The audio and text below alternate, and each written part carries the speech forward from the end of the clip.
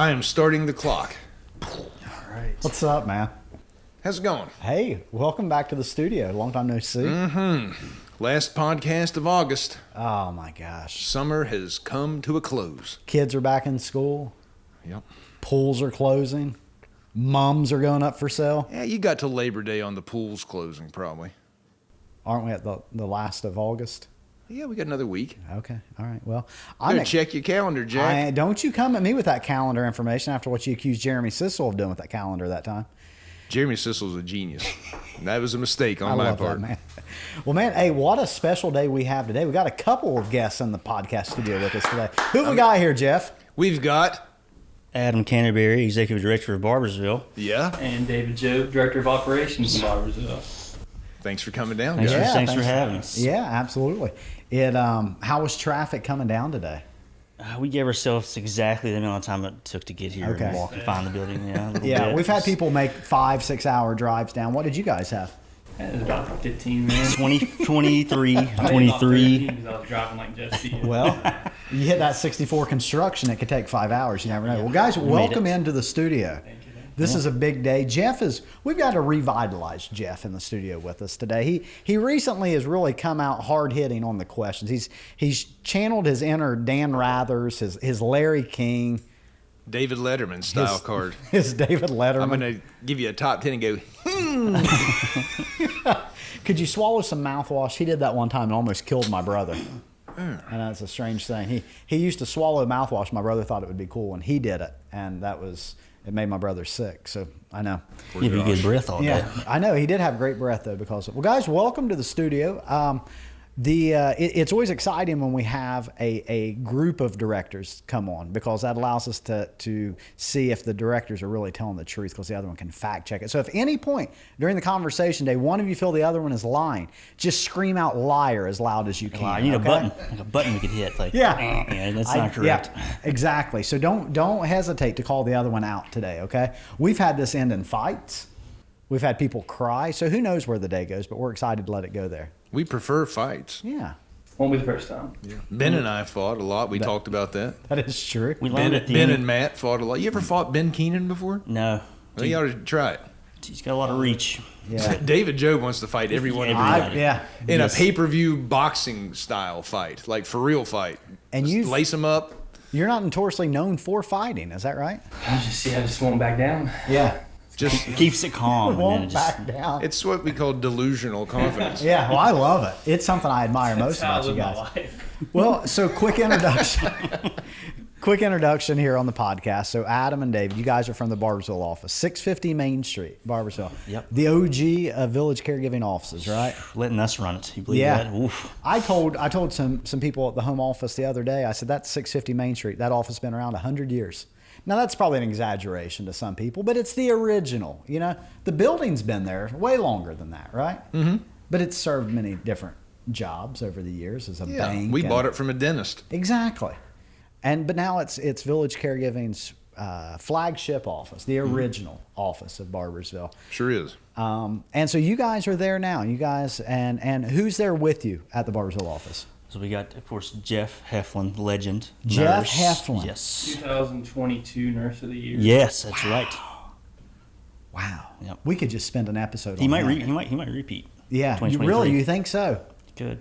There's some bias if he does. Yeah. Oh, for sure. I mean, he deserves it. No pressure at the conference for you guys now that I've said that. This will be aired by then too. So Yep. And then, of course, we got Seth Kelly. Seth Kelly, who is He's kind of a Richard- hybrid yeah. role of RN, DO also. So, Cool. And so you guys are there in the Barboursville office. You serve kind of the greater Huntington, West Virginia market. You don't spill into Ohio or Kentucky, right? Not very much. Okay, so you guys basically cover the northwestern territory of the state. You have the southern West Virginia office that covers that southern area there out of Chapman. Charleston kind of comes in some. Yeah. Yep. Cool. So tell us a little bit about you guys each. How long have you been here? A little bit about what you do on the daily, those sorts of things. Yeah, so a little over 3 years been here at Village. Did you start at the Barboursville office? Actually started in Charleston. Charleston, Yep. okay. Worked there a year, almost exactly a year, as the executive director in Charleston with Wade McGlone, who's been on the podcast. Yep. And we worked together for about a year. Then he moved into his billing role And then Charles Jeffrey here came to ask me if I would be interested in being the executive director in Barboursville after about a year. And of course I said yes. I was honored. And you were the first official executive director at the Barboursville office, is that right? That was never really a title before. That's right, yeah. So Matt and Andrew and I were just sort of tag teamed that role while we were trying to do 100 other things. And so the running joke in the office was like we just couldn't wait for Adam Canterbury to get here. So it changed everything, really, and it gave us the ability to sort of take off and run with 18 other states now. So. Adam was really the original CRM. As soon as that CRM gets started, right? That was Adam Canterbury. There were so many days at 650 Main when we were working there that it was, where is Adam Canterbury at? When is he coming? When he gets here, it'll all be better. Well, he was doing an thanks, excellent job guys. in Charleston. You deserve the job, and I've done a great job since. So bravo. I appreciate that. Thank you. Yep. All right, and then this guy comes along somewhere. Yeah, I've been with Village now for, a year and a half. Prison release, or how did we come about you? We got money for that. I actually had COVID. Was laying in bed sick, very sick. Yeah. And Luke Yingling messaged me on Facebook and was like, "Hey, haven't talked to you in a while, but this company I work for is hiring for this position. I think you'd be really good at it." And I thought it was some pyramid scheme thing. Right. Sick, completely ignored him. Yeah. Didn't even respond to him. Well, it was Luke, but go on. So then Adam actually reached out to me. I was like, "Hey, I know this guy. I used to get change from him every day." So so I came in and actually had a sit-down meeting with Adam and Jeff and Luke, and that was it. Yeah. Now, are both of you guys from the Barboursville area? I Originally? am. Okay. I'm not. I'm from the southern part. I'm from Madison originally. Madison, West Virginia. So I see. And it's not too far famous from for southern West Virginia. What's Madison famous for again? Are you bringing up the White family? Oh, the wild and wonderful Jesco, whites of yeah. West Virginia. Yeah, Okay. Thanks for that. I had no idea that Claim was to the fame, case. Yeah, that's where Jesco White's from I Boone see. County. Did Yeah. you know them? My parents did, because my parents are in the medical field, and the White family are always at the hospital, so they got to know them. Yeah, pretty well. There's that. I've met him before too. Really? Ben and I were at a Hank Williams 3 concert Big one night, fan. and all Big. the whites showed Yep. up. And I'll tell you what, they like to party. Big top. It's not a joke for TV, my friend. That's- They were out of control. Authentic, huh? They love Yes. Hank 3. They And I really- can tell you that Ben and I did not fit into this crowd. I was really worried we were going to get beat to death, thrown out, whatever. Well, I'm glad you did. We made it through. Anyways, I'm off track. Okay.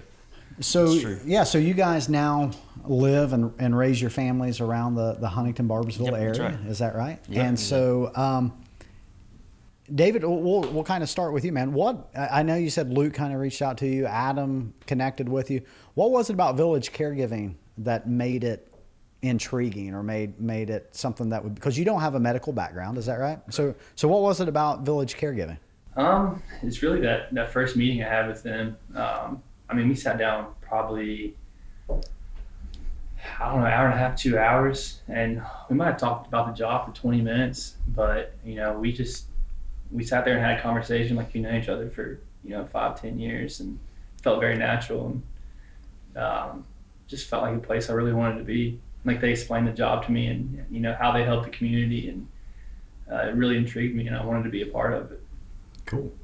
Yeah, and you'd manage like restaurants and like Retail, or Yeah. event management and retail, and It's the true. restaurant industry for seven years before that. So It was a shipping company, right? Like over-the-road trucking. yeah, I That. did that for a while too. So I remember when we were doing this interview you're talking about, he was describing how he was in charge of logistics of getting, semi trucks all through the night to different destinations to be there by certain deadlines, and you would have call-offs from drivers that couldn't make it, and you had to plug other people in. It's like, Translates this very is well. this is caregiving, man. You're just doing it with somebody else. So it was a perfect fit, and I think it's one of the only times ever, Adam will remember this, that we were just kind of like, that's our guy. We as soon as you left, we went back and started like working on the contract. Like, we needed to Yeah. message him immediately. Yeah. I had voted against you, though. But it was mainly personal reasons. No, I'm just kidding. Do you remember the first time that we met? No. It was my first day, and we were sitting in the office. And I think everybody at that point came and introduced themselves to me, and we were still in the back at that time, and you walked back there with a toolbox in your hand, and you said, "Hey, how are you? I'm the maintenance guy. It's really nice to meet you. I'm Aaron. I just take care of the work orders around here." What did I get you to help me do? I think you got me to get out of my chair. I remember this. We flipped the chair over. I think you just started tinkering with the chair.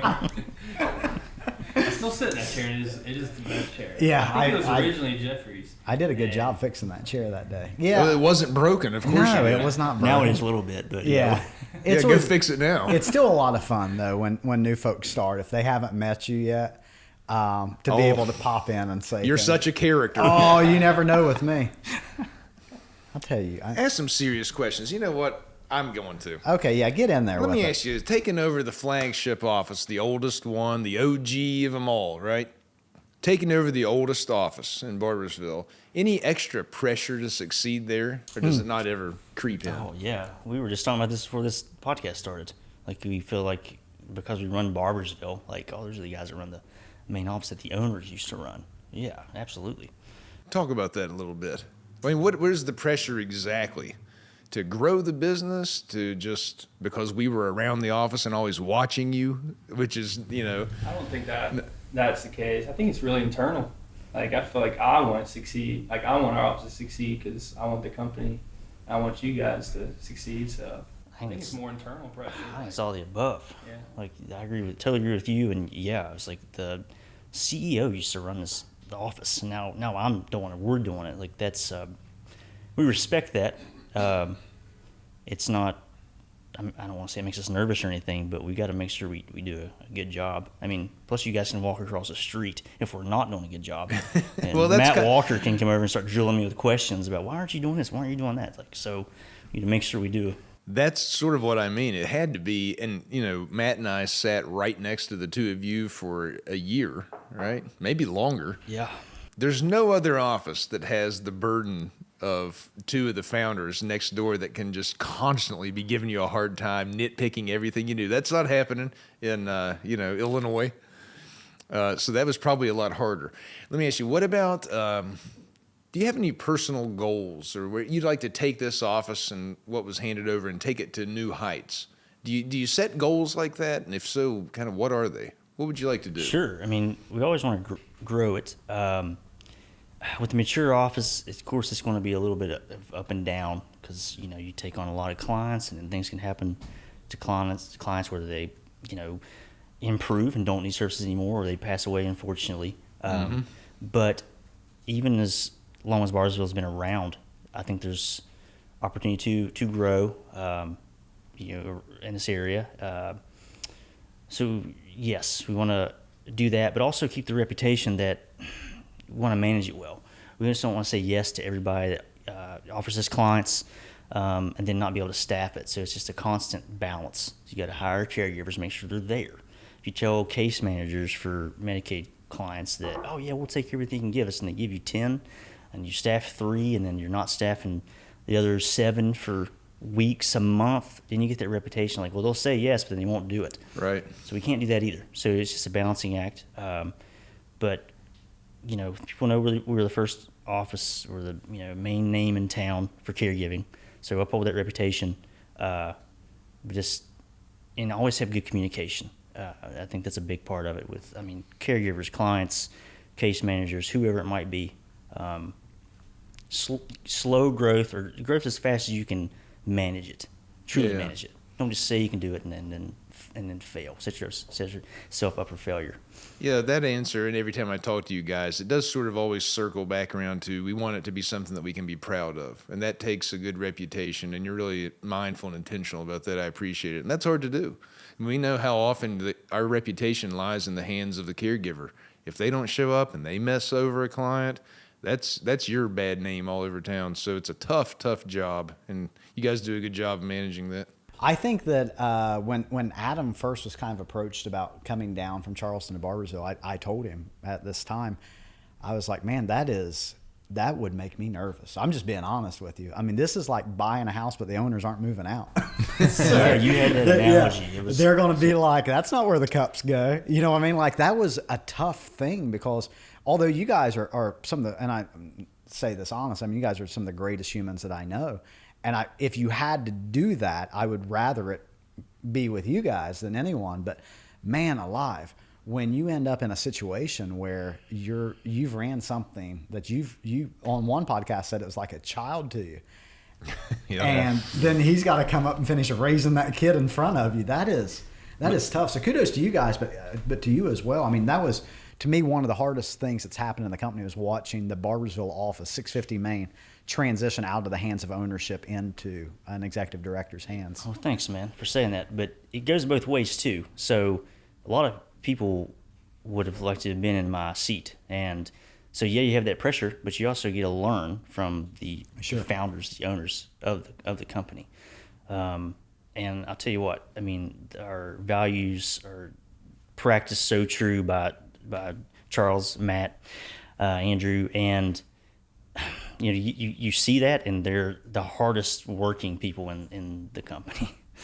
And I was right next to them and saw it, so it was kind of inspirational. Sure.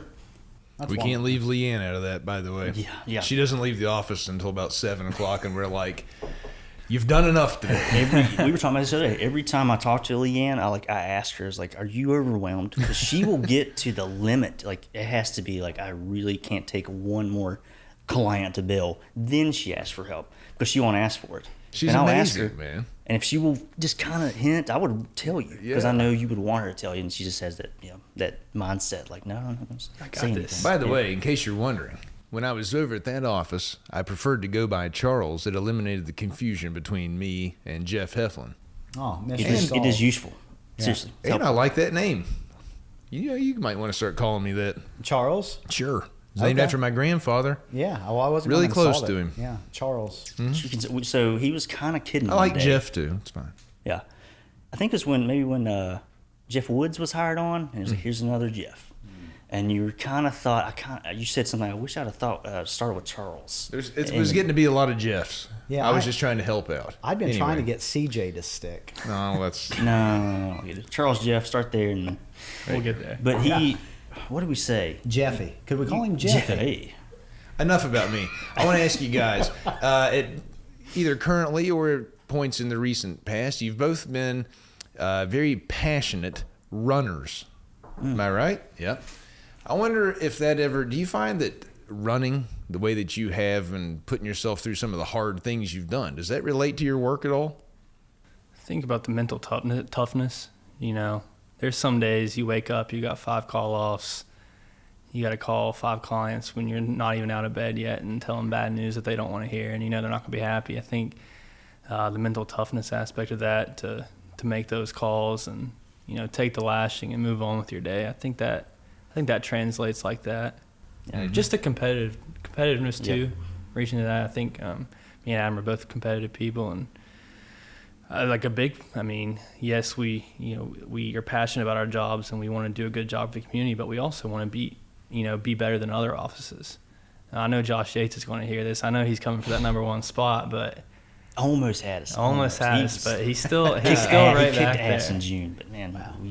Okay, yeah, totally agree. It's like Ben's thing, grit. That I kind of get what he's saying. Like this job takes grit, and I mean running's fun when you're done. It's not fun while you're doing it, but then after you do it, it's like, oh man, okay, I'm glad I did that. Right.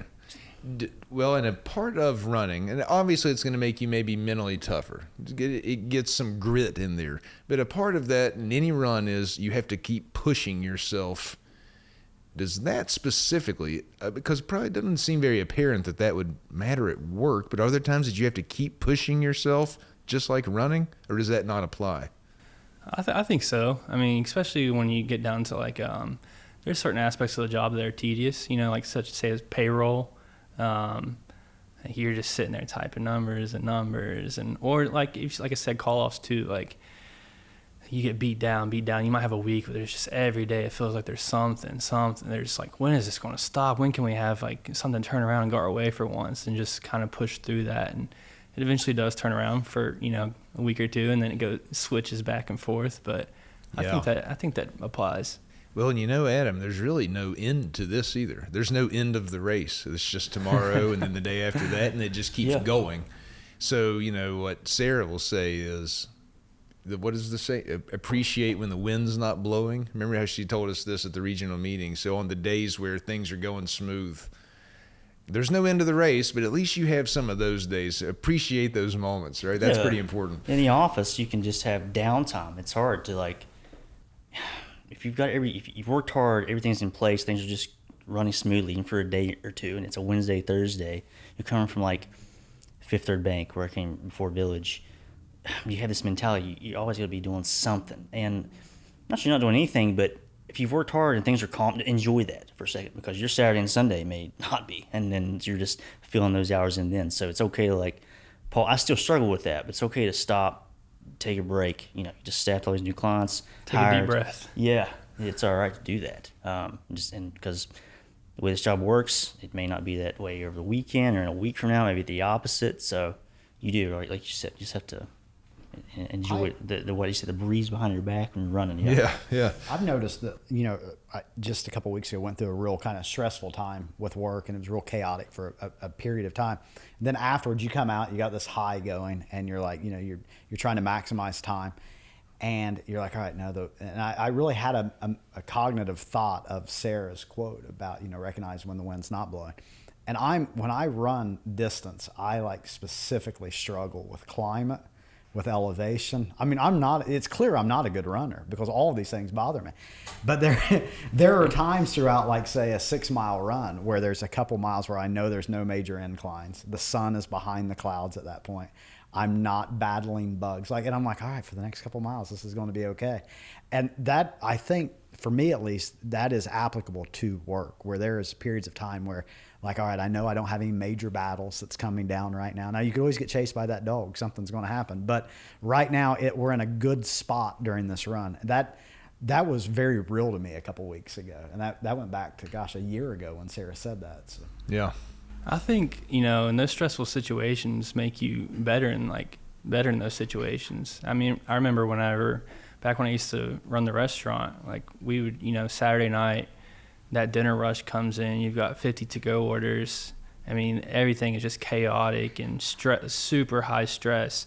And I used to enjoy those moments because, I feel like that would make you more prepared for, the next time. Sure. The more you put yourself in those stressful situations, the better you are at handling those when they come, the next time. So that's interesting. You like it. I think I'm kind of like that too. I don't know what that means about us. What is it? What's the saying? Iron sharpens iron. Is that right? Iron sharpens iron. Yeah. Feels right. It's just like running. Yeah, I totally agree with you. It's like while you're running, it sucks. But then once you're done, so it's just like for the first half of this year or first 3-4 months, we had a horrible time hiring. We could not find any caregivers that would work out. Yeah. It's the worst I've ever seen since I've been at Village in 3 years. And in the back of my head, I'm saying, well, I know this happens, but man, it's not happened this long. So, but then eventually you get that one good caregiver, another one, and you get caught up and it evens out. And that's like the run. It's just like that was the marathon. And then now we got staffed up and we're flowing, but it'll happen again. But then we know it'll happen again, and we know how to handle it better. Yeah. Well, while we're talking about challenges, let me ask you this. So other directors are going to listen to this, and we're trying to give it to them raw and real, right? Nobody's perfect, and we all make mistakes. What is one thing in your office that you think you could improve upon going forward? Do you have anything like that that's one major focus right now? We got to get this part better. What we have done that was maybe a weakness was outreach. I started right in the middle of COVID, so there was no outreach in COVID, right? and we didn't need it. It was illegal. Yeah, right. And yeah, we didn't have to do it. Just business was coming in. I almost think it's because other agencies weren't taking clients, and we were like, yeah, we'll take them. But then COVID. I don't want to say it's over, but it's the new norm, as they say. And so I was like, oh, I never really did outreach. I got to start doing that. But we did. So that's improved. I'm not really answering your question, but I'm trying to think of a current thing that we could work on. I think complacency. Like you said, that ties into outreach as well and hiring. You can't ever be satisfied. Like you said, you have downtime and stuff, which is fine. But like for us, for our office specifically, you know, we have, you know, good numbers. We can always grow those numbers. So it's kind of keeping that in your head that, like, just because you're doing well, like hiring as well, just because you have a good amount of caregivers right now, that might change tomorrow. Yeah. You might need more. You know, you can always grow your clients. You can always grow your caregivers. Yeah, I mean, I think that's real talk, right? Complacency is easy because I mean, it's hard to maintain that fire to want to grow to these new heights because you're only going to make your job harder. There's more pieces now to move around, more clients to schedule, et cetera. So Yep. It's easy to get good answer. comfortable. I bet a lot of directors will relate to that. It's like their old rule of like thumb, just always kind of have 2 caregivers hired and kind of ready and waiting, because Absolutely. you get a new client, especially if they need a lot of hours. I mean, they're taken. Now you have nobody waiting around, or you know, you have more caregivers than you might need, but you have some caregivers that have more experience or might do a better job, and you could, I hate to say this, just maybe move them into certain roles and move other people out that just have called off too much, just aren't, you know, doing a good enough job. So yeah, hiring is just a constant. And it's easy to get it's easy just to take a break, take too long of a break, quit hiring, and then you get a 24-hour client and you need 5 caregivers, and you're not ready. You also want to staff things as quickly as possible. Right. Sure. Been there before. Yeah. Do you realize what time it is? No, but I have a feeling.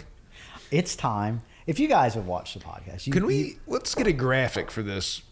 Sam, can we make something up? Spencer? Maybe something that surges the screen. You know, real zany. It comes up. It's time for. Oh, you'll have a jingle as well.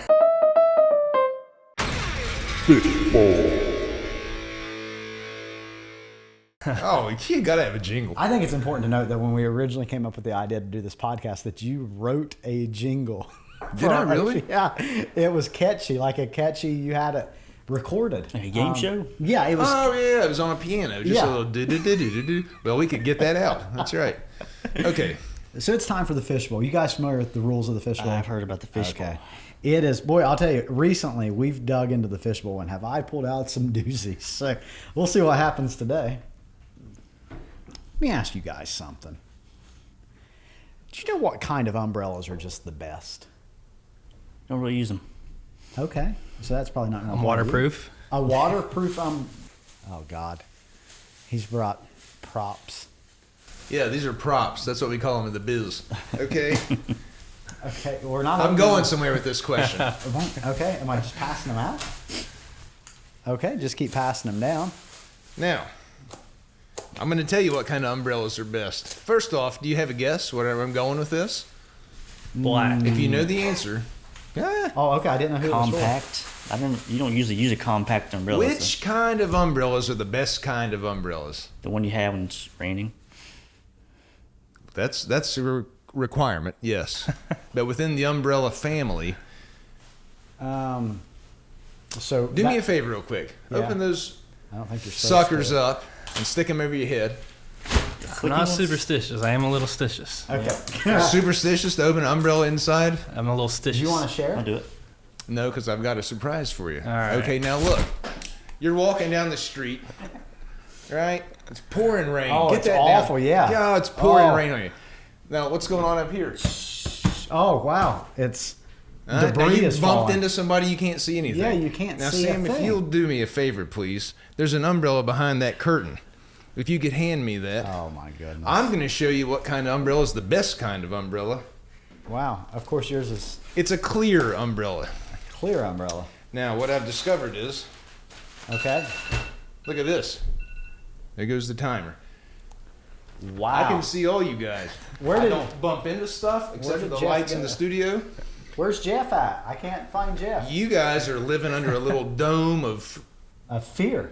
just you can't see. It's just Isolation. It makes a rainy day gloomier because you're trapped in this little cave. I mean, seriously, I can't even imagine what it's like to be you right now because I can see everything. Yeah, this is an Aaron Rodgers edition umbrella. Well, you know what? I've actually no joke. If you walk around on a rainy day with Yeah. a clear umbrella and you can see the tops of buildings, and it's really nice. You can. It makes it a happy day. It's good to know. Just think about that. Yeah, I appreciate that fun fact. This is my advice: is get a clear umbrella. Well, yeah. Well, can you just pick those up anywhere? I don't know.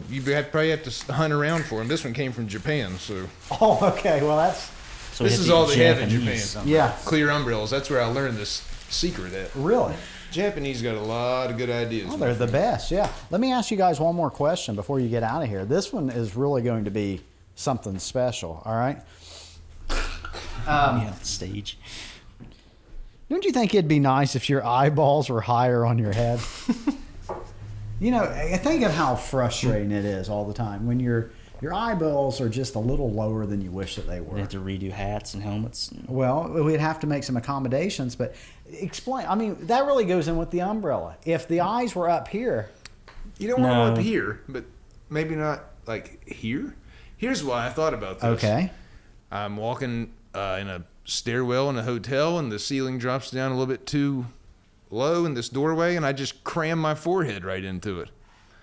If it was this right here, I would have just seen it coming. But just, I mean, you never notice. It only takes like this much higher, and you'll just crack your head into stuff. Is But this another sunglasses. If my experience? eyes were right Sunglass- here, sunglasses and stuff. Just I'm seeing all that stuff. Wow. Is this another experience you learned in Japan? Actually, I did. I heard this story. Well, a lot of ideas. But here's the thing. I think that over the next how many ever years, our eyeballs are going to move up. So it's also just like the human umbrella. Yeah. I've got a lot of theories on this. I'm not, Gonna a, evolve I'm not our a eyes golfer. to be Yeah, about like it. golf. You just got to tick your head down more, or like what's going on there? What's stuff on the ground? Do you have Yeah, a? Jeff's Does it just even out? You'd have to That's get what he's haircuts working more Disadvantage. too. Yeah. I think there's going to be some benefit to your eyeballs being higher on your head. Is there any chance that they go lower? You never say never. But I don't see the advantage. What could be the advantage if they go lower? So now let's say they're pointed down at the ground. That seems disadvantageous. Okay. Reduce tripping hazards, but increase Sure, hitting you'd your head fall on less, things. I'm maybe. saying it's God, there's even, always a trade-off. If they're up here now, I'm just tripping over everything. That's right. If they're down here, I'm cramming my head and you everything. get to walk like this. Yeah. You know, You there's should no- know in our industry that we have to look out for fall risks. So.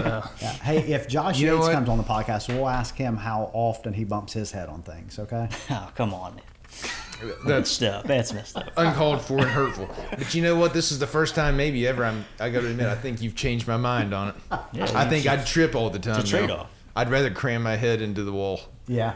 Well, this is also probably the first time that any of our guests are going to leave with a parting gift. So, Hey, yeah. Thanks, man. Chandler ran down and got those umbrellas this morning We get because to keep I couldn't get Yeah, off of this absolutely. Zoom call. So I'll have to thank him. Cool. yeah. Thank you. my man, never owned an umbrella. Can man. Yeah. You should just run. What a nickname. Well, guys, thank you so much. Yeah. We're always honored when folks come down and jump on the podcast with us. You guys did great today. Hopefully you had a great time. Have fun. It's fun. Yeah, Went by good. fast. Thanks to Jeff Stevens for the over preparation of questions and props as always. Thanks, guys. Yeah, Thank guys. you, guys. Cheers. Cheers. Thanks for having us. Had fun. Cheers. Oh, look at that. Cheers. big Yeah, I don't want bad luck. You already got umbrellas open in here.